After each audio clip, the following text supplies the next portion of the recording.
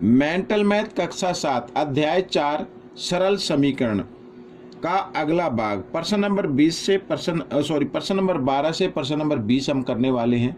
मैं हूं हरी सर और आप सभी बच्चे देख रहे हैं आपका अपना YouTube channel math with Hari sir special Hindi medium के बच्चों के लिए। आपको क्या काम करना है, आपको भी एक काम करना, जब मैं आपके कमेंट्स पर वीडियो बना सकता हूं तो आप भी एक काम कर सकते हैं, और वो काम है वीडियो को स्किप ना करें, पूरा देखें और देखकर प्रैक्टिस करनी है। इम्पोर्टेंट काम क्या है, आपको प्रैक्टिस करनी है, अच्छी रैंक लेके आनी है, अच्छे मार्क्स लेके आने हैं, ठीक है ना। और प्रैक्टिस में आप अपने क्लास के बच्चों को भी बता सकते हैं। आइए करना शुरू करते हैं प्रश्न नंबर 12। तो प्रश्न नंबर 12 क्या कहता है, यहाँ पर मैंने हमेशा की तरह पहले से लिख के रखे हुए हैं ताकि थोड़ा सा टाइम में बचा सकूं, ठीक है। आइए करना शुरू करते हैं। तो देखो प्रश्न नंबर 12 क्या कहता है। अब बच्चों देखो x/2 जमा x/3 घटा x/4 बराबर 7 है, ठीक है। अब हमें इन्हें जमा या घटा करना है।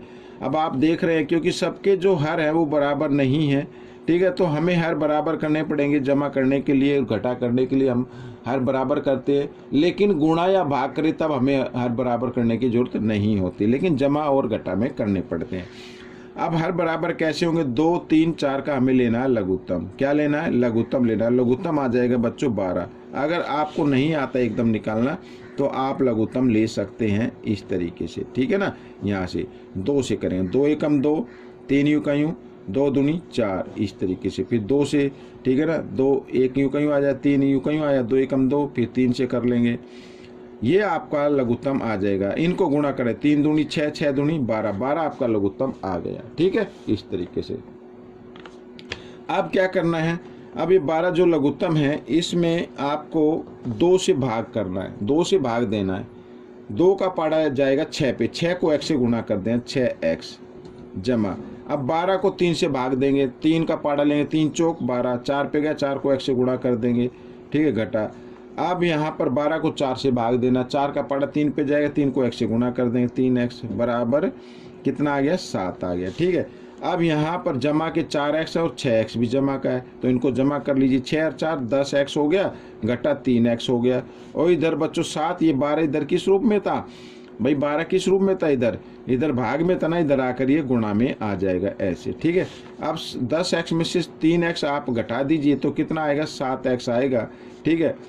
और यहाँ पर 7 गुणा 12 इस तरीके से। अब x का मान निकालना है तो x का मान निकाल लेते हैं, 7 गुणा 12, ठीक है। 7 इधर गुणा में, इधर आकर ये भाग में आ गया, 7 से 7 काट दिया तो x बराबर कितना आ गया, 12 आ गया। ये आपका उत्तर आ गया बच्चों, ठीक है। इस तरीके से करना है। आइए करते हैं प्रश्न नंबर 13। प्रश्न नंबर 13 में भी बच्चों कोई मुश्किल नहीं है, देखो बहुत ही आसान है। तो p घटा 3/5 लिखा हुआ है और इधर घटा 2 है, तो घटा 2 को लेके आओ पहले तो आप इधर, ठीक है। तो p घटा 3/5 और ये घटा 2 इधर आकर घटा 1 है ना, घटा 2 है तो इधर आकर जमा 2 हो जाएगा, ठीक है, इस तरीके से। 5 इधर भाग में, इधर आकर गुणा में हो जाएगा। तो p घटा 3 और यहाँ पर जमा घटा 2 में से गया 1, ठीक है। 5 इधर भाग में, इधर आकर ये गुणा में हो गया, ठीक, यहाँ पर। अब बच्चों 3 इधर किस रूप में है, घटा में, इधर आकर जमा में हो जाएगा, तो आगे कर लेते हैं बराबर। तो 5 एकम 5 हो गया, 3 इधर घटा में था, इधर आकर जमा 3, ठीक है। तो p का मान कितना आ गया बच्चों, p बराबर आ गया 8। ये आपका उत्तर आ गया इस तरीके से। आइए करते हैं अगला प्रश्न, प्रश्न नंबर 14। अब बच्चों x/13 जमा x/9 लिखा हुआ है और बराबर 44/117 लिखा हुआ है। तो आपको क्या करना है, 13 और 9 का लघुत्तम लेना है। बच्चों 13 के पाड़े में 9 नहीं आएगा, ना 9 के पाड़े में 13 आएगा, ना कोई ऐसा नंबर है जिसके पाड़े में दोनों नंबर आते हों, ठीक है ना, ठीक है ना, ऐसा कोई पाड़ा नहीं है क्योंकि ये प्राइम नंबर है, अभाज्य संख्या है। भाज्य संख्या तो सिर्फ 13 से ही, 13 के ही पाड़े में आएगी और किसी पाड़े में आएगी नहीं। तो ऐसी कंडीशन में जब ऐसे नंबर आए तो उन दोनों को ही गुणा कर देना, वही आपका क्या बन जाएगा, लघुत्तम बन जाएगा। 13 निम्मा 117, ठीक है। इतना करने के बाद अब ये जो 117 है ये बच्चों 13 से भी भाग हो जाएगा, 9 से भी हो जाएगा, लेकिन जब 13 से हम इसको भाग करेंगे 9 पे जाएगा और 9 को 1 से गुणा कर देंगे इस तरीके से। अब जब 117 को 9 से भाग करेंगे तो 13 आएगा। ठीक है भाई, इन दोनों की तो गुणा थी ना, अब 9 से भाग करेंगे तो 13 आएगा। 13 को 1 से गुणा कर देंगे, 13x हो जाएगा बराबर 44/117। ठीक है ना। यहाँ पर अब क्या करना है, अब देखो दोनों के हर 117, इधर भी 117 है, दोनों के हर बराबर आ गए ना। इस कंडीशन में काट दो आप हर को, कोई दिक्कत नहीं है। अब क्या करना, 13x और 9x कितने हो गए बच्चों, यहाँ पर लिख दीजिए 22x हो जाएंगे। कितने हो जाएंगे, 22x बराबर 44। ठीक है। अब क्या करना है, x का मान निकालना, तो 44 और 22 इधर गुणा में, इधर आकर ये भाग में आ जाएगा, भाग कर देते, 22 एकम 22, 22 दूनी 44, तो x बराबर क्या आ गया, 2 आ गया। ये आपका उत्तर बन गया। ठीक है। आइए करते हैं प्रश्न नंबर 15। प्रश्न नंबर 15 क्या कहता है, देखो y/9 घटा y/12 और बराबर 1/108। ठीक है। अब यहाँ पर लघुत्तम लेंगे। ठीक है। एक ऐसा नंबर लेना है, यानी आप लघुत्तम लेंगे। अब सबसे पहले बड़ा अंक देखना, 9 के पहाड़े में आता नहीं आता। 12 का डबल कर लेते हैं 24, 24 9 के पहाड़े में आता नहीं आता। अब 12 का ट्रिपल कर लेते हैं, 12 3 36, 36 होता है। 36 9 के पहाड़े में आता, जी आता है। ठीक है। तो इसका मतलब 36 क्या होगा, आपका लघुत्तम होगा। अगर आप इस तरीके से नहीं निकाल सकते तो 9 और 12 का सीधे सिंपल तरीके से आप लघुत्तम ले सकते हैं। ठीक है। अब इस 36 को 9 से क्या करना होगा, भाग करना होगा। 9 का पाड़ा लेंगे, 9 का पाड़ा जाएगा 4 पे, 4 को y से कर देना है गुणा, इस तरीके से घटा का निशान। ठीक है। अब 36 को करना है 12 से। ठीक है।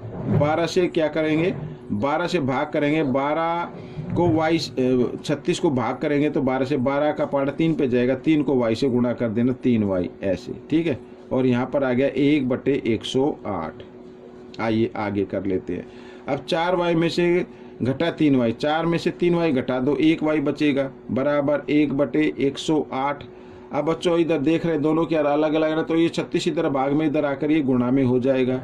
ठीक है। अब आप इसको काट सकते हैं, 36 से कम 36, 36 दिया 108 होता है, तो y का मान कितना आ गया, 1/3 आ गया। ये एक ऊपर है। ठीक है ना। तो ये आपका उत्तर बन गया।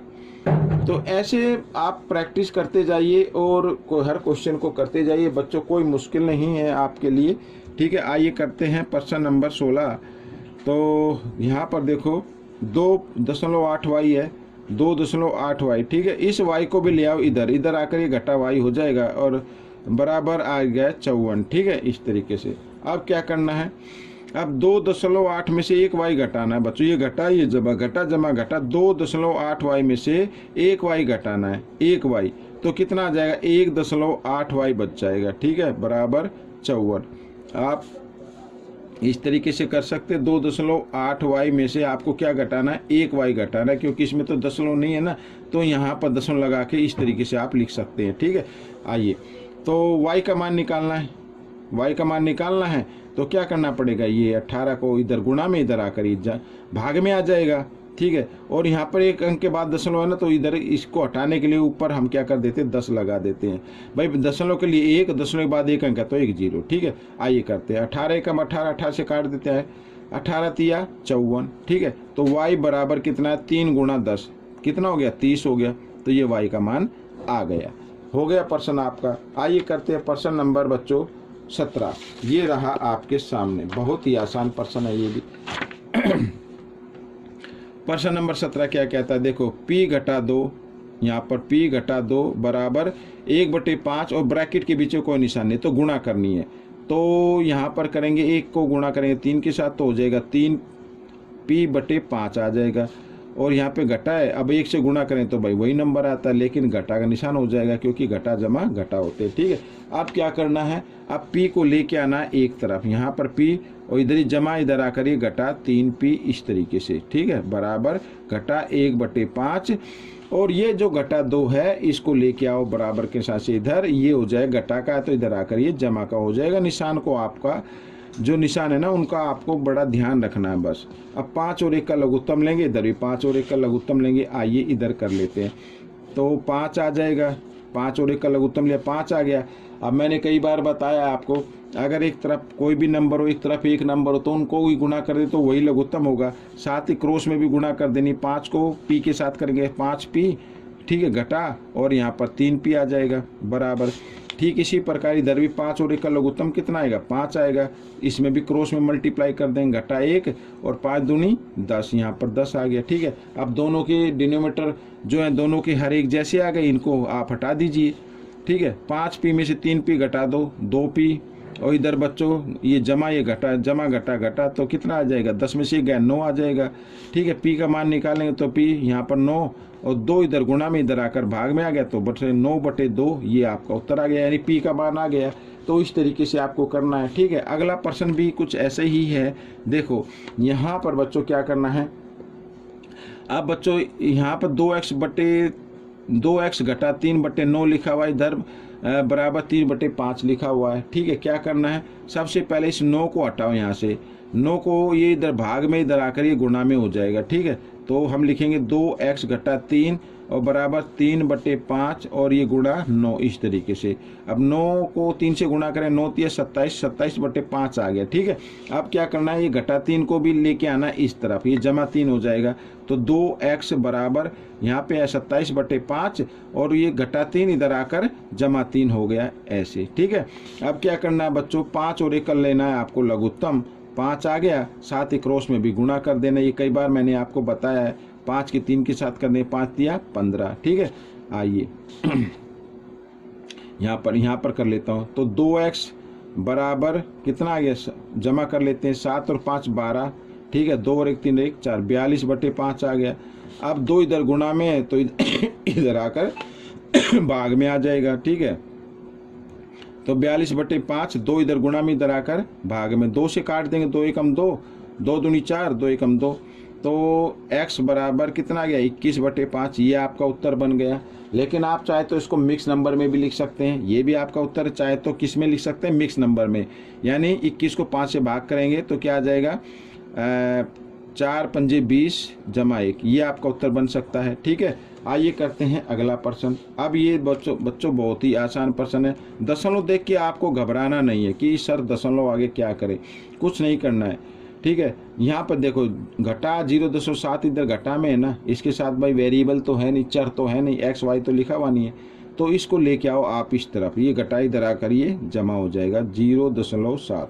ठीक है, p का मान निकालना है। अब बच्चों इस तरीके से अगर आपको जमा करने में दिक्कत हो तो आपको क्या करना है, 1.4 दशमलव के नीचे दशमलव आना चाहिए, बस इतना ध्यान रखना है। ठीक है, 7 और 4 11। ठीक है, 7 और 4 11 का 1 का हासिल 1 आ गया दशमलव, यहाँ पर 1 और 1 2, तो 2.1 आ गया, 2 दशमलव कितना आ गया, 1 आ गया। 3 इधर गुणा में तो इधर आकर ये भाग में आ गया। ठीक है, इस तरीके से 3 से भाग करेंगे, 3 से जब इसको भाग करें तो 0.7 आ जाएगा। ठीक है, 3 7 21 होता है, लेकिन पॉइंट आ गया। अगर इस तरीके से दिक्कत हो रही है तो आप इस तरीके से कर सकते हैं। ठीक है, यहाँ पर ये ऐसे, तो यहाँ पर पॉइंट के लिए नीचे 1 लगाओ और पॉइंट के बाद 1 अंक है तो 1 0 लगाओ, इस तरीके से भी कर सकते हैं। 3 एकम 3, 3 7 21, अब कितना हो गया, 7/10 हो गया। अब 7 इसमें 1 0 है तो 1 अंक के बाद 10 लगा देंगे, इस तरीके से भी कर सकते हैं। ठीक है, तो ये आपका उत्तर बन गया। अब करते हैं आखिरी प्रश्न। तो प्रश्न नंबर 20 क्या कहता है, 4p ठीक है घटा 0.8 बराबर 5.2 घटा 2p। अब p को p के साथ लेके आना है, 4p है, इधर ये घटा का इधर आकर ये जमा का हो जाएगा 2p बराबर 5.2। अब ये क्या है, घटा में है, यहाँ पर घटा 0.8 तो इधर आकर जमा हो जाएगा, जमा 0.8 इस तरीके से। 4p और 2p हो गया 6p। ठीक है, और यहाँ पर आइए इनको जमा कर लेते हैं, क्योंकि कई बच्चों को दिक्कत होती है। 5.2 और दशमलव के नीचे 8। ठीक है, इस तरीके से दशमलव के नीचे दशमलव रखना है। 8 और 2 10, 10 की 0 हासिल 1 यहाँ पे आ गया पॉइंट, ये 1 इधर आ जाए, 5 और 1 6। अब बच्चों 6 के बाद पॉइंट है, उसके बाद 0 है, कोई अंक नहीं, तो इनको आप हटा सकते हो, तो यहाँ पे आ गया 6। ठीक है, तो p का मान निकालेंगे तो 6 इधर गुणा में इधर आकर ये भाग में आ गया, 6 से 6 काट दिया, 6 कम 6 कट गया, तो p बराबर कितना आ गया, 1। तो बच्चों ये आपका उत्तर बन गया। तो इस तरीके से बच्चों आपको प्रश्न हल करने हैं। ठीक है, प्रैक्टिस करनी है, ज़्यादा से ज़्यादा अच्छी रैंक लेके आनी है।